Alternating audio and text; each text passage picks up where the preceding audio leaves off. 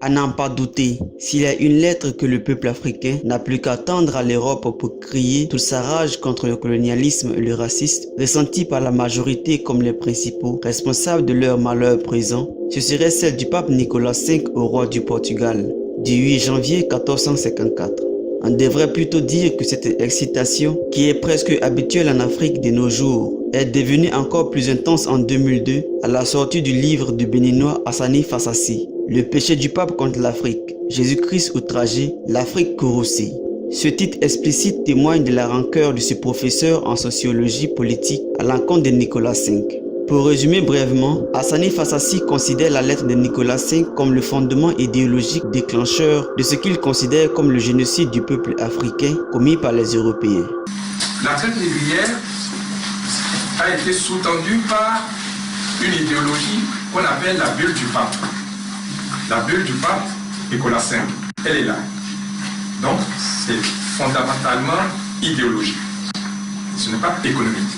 Selon lui, les déportations d'Africains vers des régions chrétiennes seraient une réfutation du prétexte évangélisateur avancé par certains défenseurs de la lettre. Il préfère d'ailleurs le terme de déportation des Africains qu'à celui de traite négrière. Car pour lui, le mot traite rend consciemment et abusivement à occulter la réalité criminelle et génocidaire de cette entreprise européenne au sens juridique des termes. La terrible phrase de Nicolas V qui réapparaît constamment dans un livre et qui constitue en fait sa source d'inspiration dans sa lutte estimée juste pour l'Afrique. La voici. Citation. « Réduire les Africains et les Noirs partout dans le monde entier en servitude perpétuelle. » Fin de citation. Regardez les crochets. Il signifie en typologie un ajout fait par quelqu'un dans une citation qui n'est pas de lui, afin de différencier sa compréhension ou ses commentaires de la citation en tant que telle. La focalisation sur les Africains et les Noirs annonce déjà un thème qui fera l'objet d'une prochaine vidéo sur Hassani Fassassi. Mais cette phrase clé, cette focalisation s'exprime comme si les intentions du pape étaient politiques, impérialistes et racialistes. Les trois petits points signifient que l'auteur n'a pas cité le reste de la phrase. La portion citée par le professeur, dite et lue comme ça, est terrible et donne effectivement l'impression d'une intention maléfique voulue contre le peuple africain. Mais je vais vous prouver encore cette phrase, au lieu de la prendre dans la lutte anticolonialiste et de la traite négrière, devrait être utilisée contre la falsification historique. L'intégrité de la phrase entière allège déjà l'impression ressentie jusque-là. Citation. Considérant attentivement toutes ces questions, nous avions concédé au roi Alphonse la faculté pleine et entière d'attaquer, de conquérir, de vaincre, de réduire et de soumettre tous les Sarrasins, païens et autres ennemis du Christ, où qu'ils soient, avec leur royaume, de réduire leurs personnes en servitude perpétuelle. Fin de citation. Je précise à mes auditeurs que ce passage est tiré du livre d'Hassani Fassassi à la page 15. C'est parce que l'auteur considère comme une première mondiale la traduction du latin en français de la lettre de Nicolas V qu'il utilise, que je l'utiliserai à mon tour dans la présente démonstration. Dans sa note à la page 4 de son livre, il mentionne avec détail ses démarches et recherches pour y être parvenu. Mais malgré toute la rigueur témoignée par le professeur dans ses recherches et sa volonté de la traduire fidèlement, ce qui est à son honneur, il ne réalise pas que la quantité de points importants dans la lettre contredisent totalement le sens qu'il souhaite donner à l'attitude du pape et de l'Église en général. Hassani Fassassi semble n'avoir rien censuré dans la lettre. Il la rend accessible à tous. Mais étrangement, c'est son analyse qui ignore les points majeurs. Quoi qu'il en soit, il sera prouvé dans cette vidéo que ses conclusions sont fausses et que sa position ne doit pas être tenue. Je ne m'étendrai pas sur les autres chapitres composant son livre, par le simple fait qu'Hassani Fassassi ne leur place pas la même importance que la lettre de Nicolas V, laquelle est comme la base de son raisonnement. Sa focalisation dessus est en fait le pilier du raisonnement de sa conclusion, mais il exagère, commet de la distorsion historique par là même que le contexte n'est pas traité. Le tout dans l'inclusion de certains épisodes historiques réels qui, bien que souvent relatés en détail avec précision, ne relèvent pas de l'enseignement de l'Église, mais des décisions étatiques. Par exemple, son chapitre sur le Code noir de 1685 est hors sujet par rapport à l'utilisation qu'il en fait. Hassani Fassassi dit laconiquement, page 23, que ce code articulerait la volonté du pape, ce qui insinuerait qu'un pape de l'époque, voire carrément la papauté en général, serait derrière ce texte. alors que ce code est sorti par la décision personnelle du roi de France Louis XIV pour les affaires de la Martinique qui était une colonie française. Il faut préciser que ce code évitait les actions arbitraires là où il était appliqué et pouvait à ce titre éviter certains abus. Ce qui devrait être reconnu par ses détracteurs, bien que le code reste déplorable dans son fond. L'indélicatesse d'Hassani Fassassi pour avoir choisi cet exemple est encore plus frappante quand on rappelle les positions clairement gallicanes et schismatiques de Louis XIV, qui ne peut en aucun cas être cité comme exemple solide et fidèle serviteur du pape, au contraire de son ancêtre Louis IX, Saint Louis roi de France. Ceci étant dit, regardons maintenant ce qu'il en est du contexte dans la lettre de Nicolas V, que ne semble pas relever l'auteur de ce livre pamphlétaire. Tout d'abord, Nicolas V n'est pas le raciste colonisateur que sous-tend Hassani Fassassi. La dépiction que le professeur en fait à la page 10 est partisane. Nicolas V aurait été, selon lui, un obscur précepteur qui s'était fait remarquer à l'extrême droite des ecclésiastiques. Il va prendre une série de décisions qui seront à l'origine des tragédies des Amérindiens et des Africains. Or, en lisant le chapitre consacré à ce dernier dans le dictionnaire des papes de l'historien J.N.D. Kelly, on ne ressent pas cette impression. On y voit plutôt le portrait de quelqu'un non atteint par le népotisme, mais faisant face à des dures réalités et des lourdes responsabilités sur ses épaules.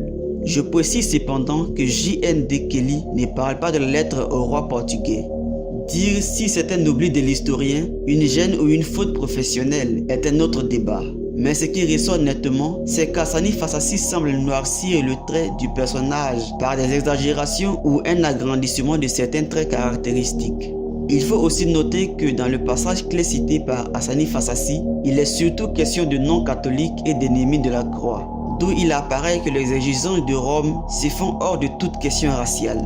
Le terme sarracin, comme le dit un dictionnaire en latin, vient de Saraceni pour décrire le peuple d'Arabie des Saracènes. Le terme est devenu péjoratif à mesure que l'islam régnait sur ces terres arabes et était couramment utilisé à l'époque médiévale et des croisades. Hassani Fassassi parle de la cruauté collective européenne à grande échelle à l'encontre des Africains. Puisque ces genres de propos sont souvent tenus par les musulmans à l'encontre des épopées croisades, j'invite quiconque considère ces entreprises comme étant uniquement des conquêtes sanguinaires menées par des Européens barbares à regarder la vidéo réfutant le livre d'Amin Malouf et qui démontre plein de mythes dans le procédé. Bien qu'il soit question du Proche-Orient, le même genre d'argument utilisé par Hassani Fassassi est pulvérisé et démasqué pour la farce que c'est.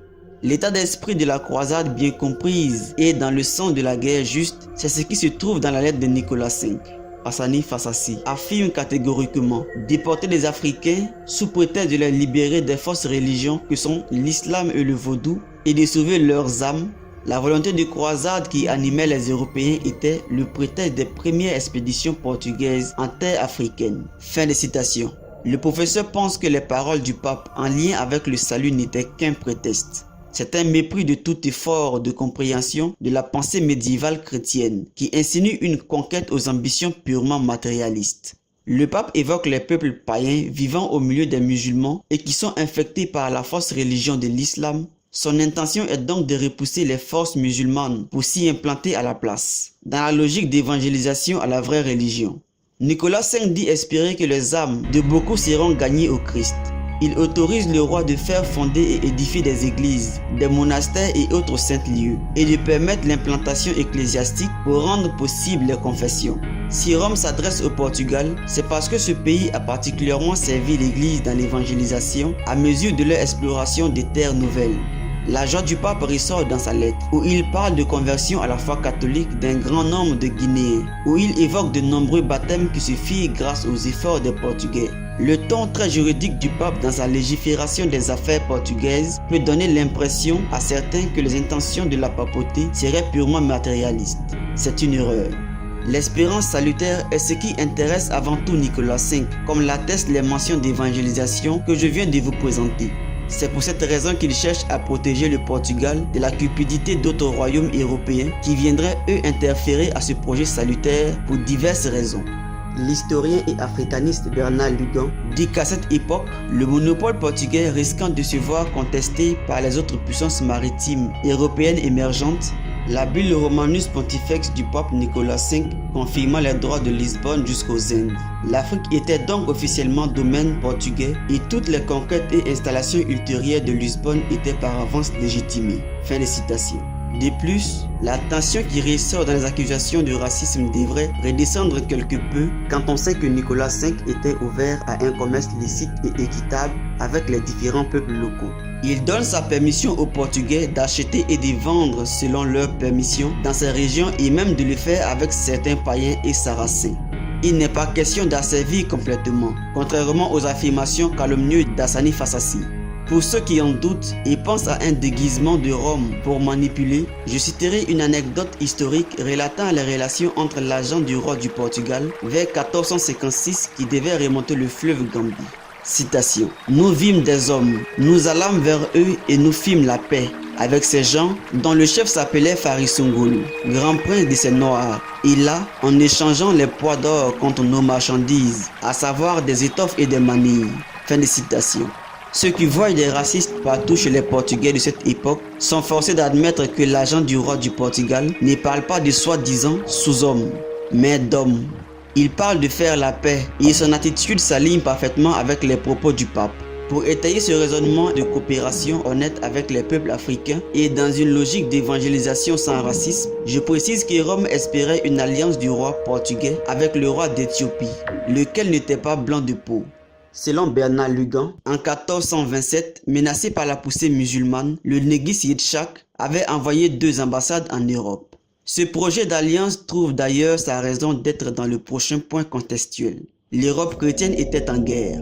À la lecture du livre d'Hassani Fassassi, on croirait presque que l'Europe était solidement sécurisée dans ses frontières, sans aucune menace venant de l'extérieur. Qu'elle était donc dominatrice, agressive, barbare et persécutait de pauvres peuples n'ayant rien demandé. C'est complètement faux. Un an avant cette lettre de Nicolas V, il y eut la prise de Constantinople par les Turcs. Cette ville grecque était alors tenue par les schismatiques orientaux, mais elle est devenue musulmane depuis cette date tragique. C'est de là que vient le nom d'Istanbul, le nouveau nom de la ville donné par les Turcs vainqueurs en 1453. Ce point historique montre qu'à l'époque de Nicolas V, l'islam poursuivait sa conquête et cherchait à s'étendre jusqu'au cœur de l'Europe, en dépit des efforts séculaires croisés pour repousser ses agresseurs.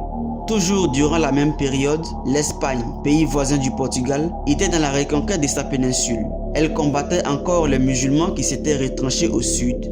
À cet égard, l'historien Philippe Conrad dit que ces musulmans ont tenté d'obtenir du soutien auprès du Maroc et de l'Égypte musulmane, ce qui accentue clairement l'idéologie conquérante de l'islam et de sa volonté de dominer l'Europe. Toutes ces indications réfutent les insinuations d'Hassani Fassassi sur la prétendue innocence des nations musulmanes en guerre contre une Europe agressive. La lettre de Nicolas V rejoint des préoccupations tout à fait logiques et légitimes compte tenu de ce contexte de guerre. Il condamne l'aide matérielle et logistique apportée à l'ennemi musulman, interdisant entre autres à ce que du fer, des armes et du bois de construction leur soient fournis. Affirmer que l'invasion européenne ne serait que purement matérialiste est aussi une omission du facteur économique en vue de poursuivre l'effort de guerre. Car c'est un fait que l'argent soit le nerf de la guerre. Si des nations européennes se sont lancées dans des explorations de nouveaux territoires à cette époque de l'aide de Nicolas V, c'est aussi lié à la prise de Constantinople un an auparavant, mais à cause des conséquences économiques. Car en effet, la route de la soie jusque-là, empruntée depuis des siècles pour commercer avec l'Orient, était bloquée. L'obsession européenne pour contourner ce problème et trouver des richesses était très forte. Comme le dit l'historien Jacques Hirsch, la recherche des routes vers ces mines d'Afrique ou des marchés au pays des Noirs ou négocier à de meilleurs prix fut pour les nations maritimes de la Méditerranée une véritable obsession. Les grands négociants et les banquiers ont souvent lancé leurs associés ou leurs commis à la découverte des pistes et des oasis du désert. Fin de citation. Dans ce contexte de recherche, la première expansion européenne sur les côtes de l'Afrique était exclusivement portugaise. Les toutes premières expéditions du prince portugais Henri le Navigateur consistaient principalement à trouver de l'or et non à contourner l'Afrique. Ce qui explique pourquoi le Portugal s'installa un temps le long du littoral de la Côte d'Or, après sa découverte de la présence de mines d'or en ces lieux. Mais qui dit découverte, dit que peu de choses étaient connues au niveau du renseignement. C'est un plongeon dans l'inconnu. Et c'était clairement le cas à l'époque de la publication de la lettre de Nicolas V. Le pape y évoque des conquêtes qui s'étendent du Cap Bojador. En parlant des rivages inconnus, Bernard Lugan mentionne que le cap Bojador était considéré jusque-là comme un point de non-retour en raison de l'existence d'un fort courant contraire interdisant, compte tenu de la navigation de l'époque, aux navires de doubler le cap en longeant la côte. Donc, au vu du danger que représentaient de pareilles expéditions lancées en terres inconnues pour entre autres servir à s'alimenter en ressources en période de guerre, le déploiement militaire européen prend tout son sens. Pour ajouter au danger, les musulmans étaient très implantés et largement étalés sur ces territoires d'intérêt économique. On trouvait des comptoirs musulmans aussi bien en royaume Mossi que Songhai et Yoruba. Les musulmans ne se contentaient pas de commercer avec ces peuples, mais cherchaient à les convertir. La conversion à l'islam des princes noirs de certaines de ces tribus s'est faite plus par la prédication que par l'épée. Jacques X dit que la conversion, première étape pour la maîtrise des marchés et de la traite, s'est faite d'abord et surtout par celle des souverains. Nombre de ces berbères ou arabo-berbères, hommes de science et de négoce tout à la fois, deviennent des secrétaires, conseillers et chargés d'affaires des rois, qui ont imposé leur nouvelle religion à leur sujet. Le royaume du Mali contrôlait l'or et des guerres opposaient certaines tribus entre elles. Sous la dynastie des Askia, dans l'empereur du Songhai, il y avait un strict respect de l'islam. Il n'est donc pas étonnant que les premières expéditions européennes, en présence d'un tel facteur géostratégique, aient décidé de s'implanter militairement le long du littoral. D'ailleurs, le fort d'Elmina fut spécialement construit par les Portugais pour repousser des attaques lancées par des trafiquants n'appréciant pas du tout de perdre leur monopole commercial. Et c'est depuis des forts comme celui-ci que l'or pouvait être transporté dans les caravelles jusqu'en Europe.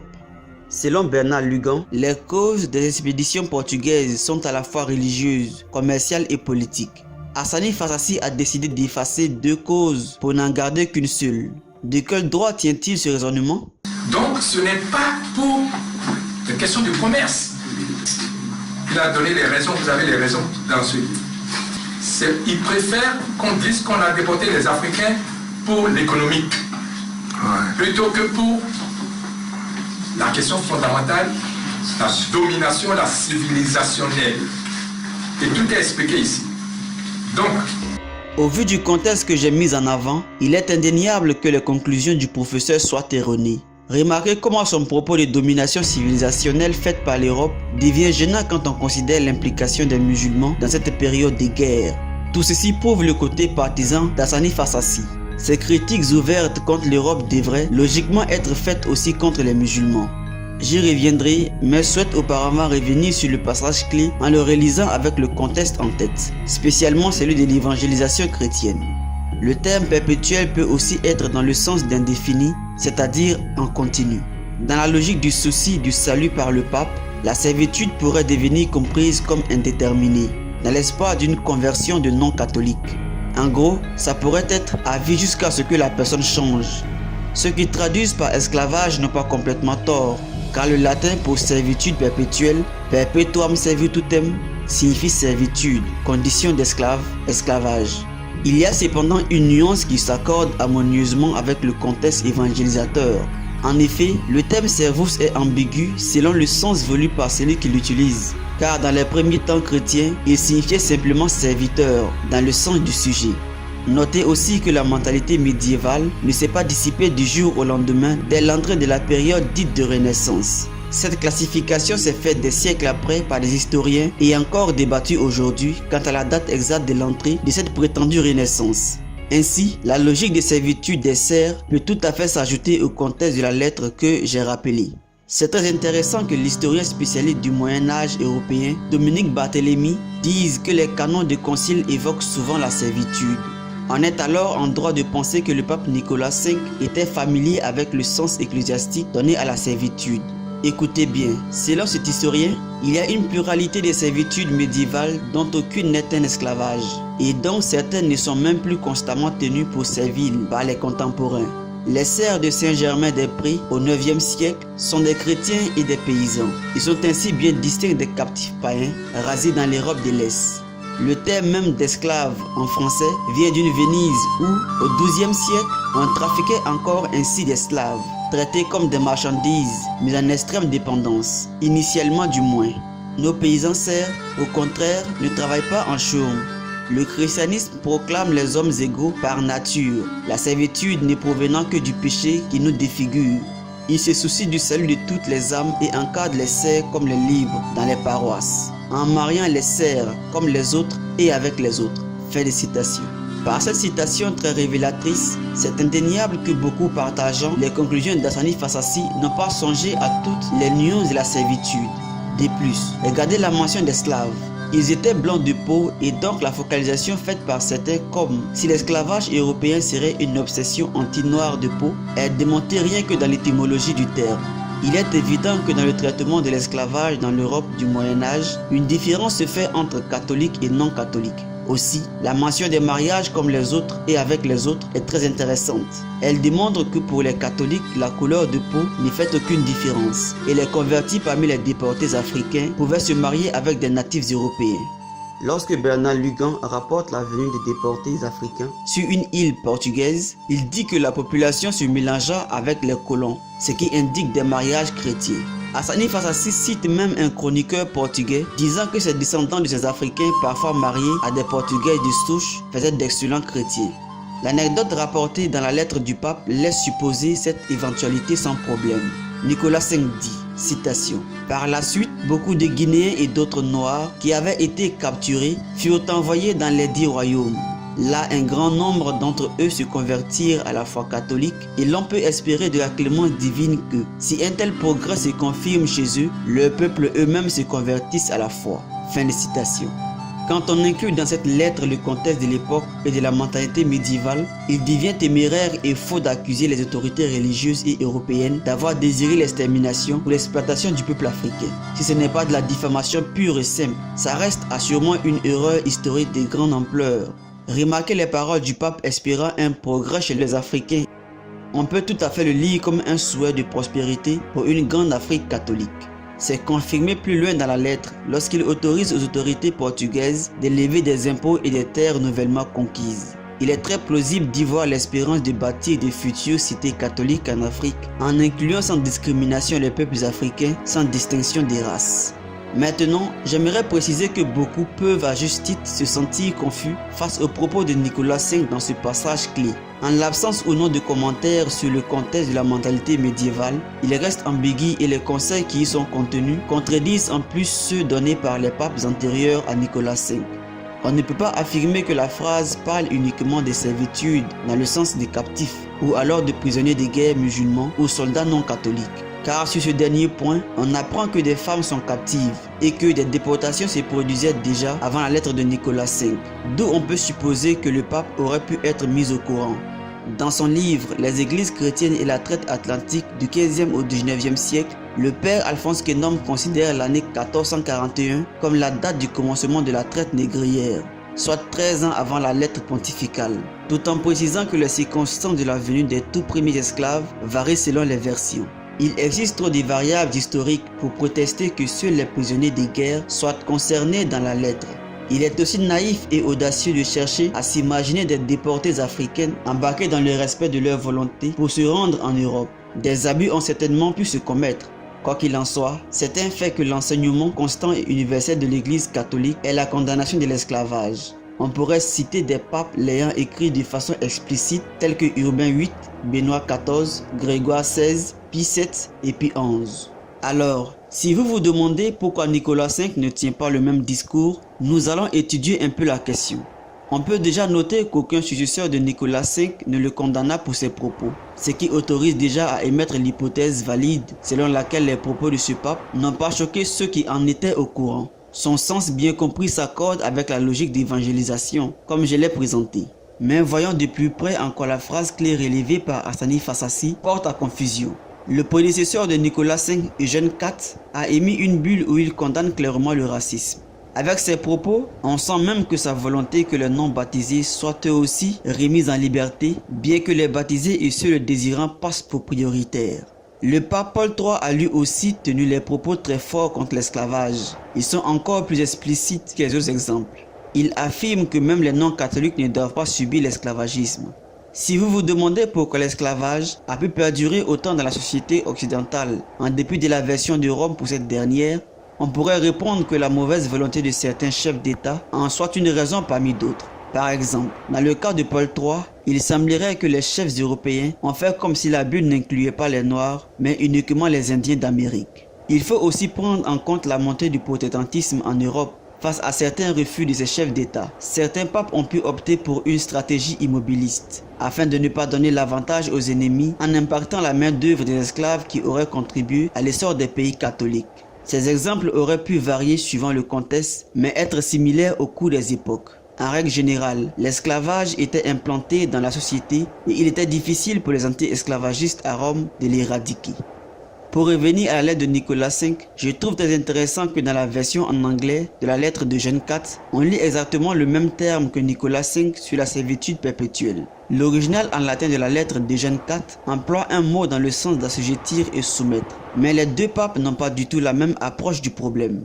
Qu'est-ce que vous en pensez? Le point est que tout comme les autres lettres qui viennent d'être citées, la lettre de Nicolas V n'est pas une déclaration dogmatique faite depuis la chaire de Saint-Pierre, même si le ton employé y est très solennel. Par exemple, lorsqu'il invoque son autorité apostolique ou que ses lettres font force de loi, le reste de la lettre traite de la manière de traiter les excommunications de ceux qui enfreignent aux ordres disciplinaires. En bref, le sujet traité dans cette lettre n'est pas un point de foi et de morale à tenir par l'Église entière. Ce n'est pas infaillible. Le sujet est clairement disciplinaire et stratégique. Il s'adresse à un chef d'État dans une recherche d'organisation future en vue des intérêts de l'Église dans sa recherche d'expansion. Je rappelle que cette expansion chrétienne s'imbrique dans le contexte de guerre avec les pays musulmans dont certains, comme l'Empire ottoman, s'étendent à force de conquête et poussent l'Europe à se défendre. Aussi, après avoir mûrement réfléchi avant de prendre sa décision, selon les termes même du pape Nicolas V, il a pu croire que la meilleure solution du moment, en fonction du contexte difficile, était de laisser cette forme d'esclavagisme pouvant permettre à les Africains de quitter une terre infestée par la fausse religion de l'islam, dominée par les musulmans, et pouvoir ainsi sauver leurs âmes en se convertissant et en vivant en terre chrétienne. Quoi qu'on en dise sur le sens à donner à la phrase clé utilisée par Hassani Fassassi, le contexte autour de la lettre indique clairement que les volontés de Rome ne sont pas ce que sous-tend les conclusions du professeur. Ce sont en réalité des choix politiques et stratégiques faits en une époque difficile dans une volonté affirmée de sauver des âmes. Si cela ne suffit pas à le prouver, voici un autre exemple. Quand il est fait mention des Portugais, Nicolas V dit que, puisqu'ils travaillent au salut des âmes, à l'accroissement de la foi et à l'abaissement des ennemis de celle-ci, nous voyons bien que c'est l'intérêt de la foi et de l'Église qui est promu. Fin de citation. Par conséquent, ce qu'il faut retenir, c'est que dans cet intérêt salutaire, Nicolas V a pris sa décision, et d'autres papes avant et après lui ont pris les leurs, dans des contextes différents. C'est un autre débat de dire lequel a mieux agi que l'autre, et c'est toujours plus facile de critiquer à froid. Le contexte doit être pris en compte ou alors on tombe dans des erreurs de jugement. Malgré tout mon soin à essayer de retranscrire le contexte de l'année 1454 sous l'angle européen, j'ai conscience que mon argument ne fera pas l'unanimité auprès d'Hassani Fassassi et de ses partisans. Le professeur n'a pas omis de traiter la conception catholique du salut des âmes, certes, mais par ignorance, grâce, il s'en moque. C'est ça qui est le pire. Au lieu de rechercher sérieusement des preuves historiques démontrant cette constance crédible de l'Église et à œuvrer pour le salut des âmes et la longue série de miracles venant l'appuyer, Hassani Fassassi préfère ironiser dessus. Quand il entend le terme « sauver leurs âmes », il sous-entend clairement que c'est là un argument utilisé comme une ruse à une Europe fourbe et avide de richesses. Quelle que soit l'hypothèse sur le vrai sens de la phrase de Nicolas V ou les positions partisanes revendiquées par les pros et les contre, les conclusions d'Hassani Fassassi dans sa lecture de la lettre sont fausses et ne doivent pas être suivies. En voici les raisons. Soyons anachroniques un instant et faisons comme si Nicolas V était réellement un raciste complet ayant utilisé le prétexte du salut des âmes pour vouloir exterminer les Noirs d'Afrique, qu'il avait la haine au cœur. Ce qui, comme prouvé dans le contexte rapporté, ne semble pas avoir été le cas. Sa faute serait personnelle, son âme en grave danger de damnation, mais l'Église ne serait pas engagée dans son erreur. Même si la communauté des historiens choisissait réellement cette lettre de Nicolas V comme la date fondatrice et officielle du lancement de la traite dite négrière, ça ne changerait rien au fait que l'Église a toujours la mission d'évangéliser le monde entier et qu'elle s'adresse à tous les hommes créés par Dieu. Si le roi portugais n'avait aucune intention sincère de sauver les âmes durant ses manœuvres militaires, son action égoïste et méchante n'aurait pas engagé l'Église. On pourrait poursuivre dans ce raisonnement et supposer que Nicolas V aurait été conscient de cela et qu'il aurait profité des entreprises portugaises dans l'intérêt plus grand et noble du salut. Enfin, si on considère les conditions abjectes et extrêmement honteuses des esclaves dans les donjons d'Elmina plusieurs décennies après la lettre, c'est la faute personnelle des soldats et chefs concernés mais pas celle de l'Église. En repensant au ton employé par le pape Eugène IV dans sa bulle Sicut Dodum, c'est clair qu'il aurait condamné les exactions commises dans ce fort après en avoir été informé. Voilà, rien qu'avec ces quelques hypothèses parmi les plus hostiles à l'Église catholique, Hassani Fassassi a complètement tort dans ses conclusions. Je terminerai maintenant par présenter en quoi cet auteur cherche à innocenter l'islam dans son rapport à l'esclavage. En fait, ce qui transparaît à la lecture du livre d'Hassani Fassassi, c'est qu'il ne parle pas des exactions des musulmans en Afrique de façon factuelle, car sinon il serait réfuté dans sa tentative de rendre prestigieux l'apport civilisationnel de l'islam. L'auteur reconnaît que beaucoup d'arabo-musulmans ont fait la traite, mais dit qu'il est injuste et absurde de les attribuer à l'islam. Son argument est qu'il n'y a jamais eu de fatwa musulmane disant clairement les choses pour aller faire la traite. Tandis que la sourate 16 du Coran ou la charia sont souvent citées comme preuve que l'islam légitime l'esclavage, Hassani Fassassi répond commodément que ce sont des mauvaises interprétations et traductions. Mais si on tenait pour vrai ce qu'il dit, on peut tout autant faire se retourner contre lui sa méthode argumentaire. Est-ce qu'il peut citer le Coran ou des institutions islamiques pour affirmer que l'islam exige la cessation de l'esclavage et que ce soit une religion anti-esclavagiste? Du côté catholique, j'ai prouvé que plusieurs papes condamnaient explicitement l'esclavage et fait remarquer que l'église catholique considère chaque homme comme ayant été créé par Dieu, quelle que soit sa couleur de peau. Ensuite, Hassani Fassassi peut-il regarder l'histoire de l'expansion de l'islam dans son intégrité depuis l'Hégire et rester sérieux en gardant son argument que l'islam soit une religion de paix? Le professeur ne réfute rien du tout dans son chapitre consacré aux exactions des arabo-musulmans en terre d'Afrique. Il esquive la question en accusant l'Europe d'avoir une historiographie mensongère dans le domaine, sans toutefois donner les preuves concrètes de ce qu'il avance, et préfère orienter vaguement ses lecteurs sur le terrain théologique et de l'exégèse qui ne traite pas non plus directement. Le côté absurde où conduit son raisonnement, c'est qu'il est difficilement crédible de songer un instant qu'une poignée de mauvais musulmans ou islamiques, selon la conception d'Hassani Fassassi, ait pu tenir en échec les nations et institutions islamiques pendant des siècles dans la cessation de ce commerce affreux. Surtout quand on prend en compte la castration utilisée à grande échelle en terre d'islam contre les Noirs. C'est difficilement crédible que ce genre d'abus ne soit pas parvenu à la connaissance des institutions islamiques pour qu'ils émettent une fatwa interdisant explicitement la traite et condamnent en enfer les trafiquants et musulmans racistes. Jacques Hirs a consacré un ouvrage entier sur le rôle des arabo-musulmans dans la traite, négrise en terre d'islam. Parmi plusieurs autres exemples donnés et référencés, il indique que beaucoup de rois noirs de peau s'étant convertis à l'islam avaient des esclaves. Que le Soudan envahi par les Arabes a toujours été une occasion de rafle et de profit pour les marchands d'esclaves. Qu'un auteur musulman compare un noir à un chien gênant la prière. Qu'en 1300, les musulmans n'avaient pas changé d'opinion vis-à-vis de la population subsaharienne. Qu'en 1673, des fanatiques musulmans avaient massacré des villages entiers en Afrique, car les trouvant hérétiques. La conclusion de Jacques Hirs sur les nombreux récits qu'il énumère au cours des époques de la présence musulmane en Afrique, c'est qu'ils sont racistes. Et montre que selon les musulmans, l'homme noir était fait pour l'esclavage. Bref, je pourrais continuer à énumérer plein d'autres arguments démontrant en quoi la position d'Hassani Fassassi est intenable et gênante. S'il condamne l'Europe chrétienne pour l'esclavage, il devrait faire exactement la même chose pour les nations islamiques. C'est ahurissant de le lire ensuite prétendre qu'il n'est pas juste au regard des faits historiques de mettre sur le même pied d'égalité la pénétration ou les conquêtes européennes et celles des arabo-ottomans en Afrique noire. Au lieu de condamner l'esclavage tout simplement, tant du côté européen qu'arabe, Hassani Fassassi préfère accuser l'Europe chrétienne de tous les maux et excuser l'Orient islamique. Quand il consacre quelques pages pour montrer son désaccord avec le professeur universitaire à Paris 8, Yves Lacoste, lequel donne ses arguments démasquant les mythes sur le rôle de l'Europe dans l'instauration de l'esclavage en Afrique, il l'accuse de mentir en ne donnant aucune réfutation sérieuse, pas la moindre. On peut légitimement affirmer qu'Hassani Fassassi se réfute tout seul par cette méthode.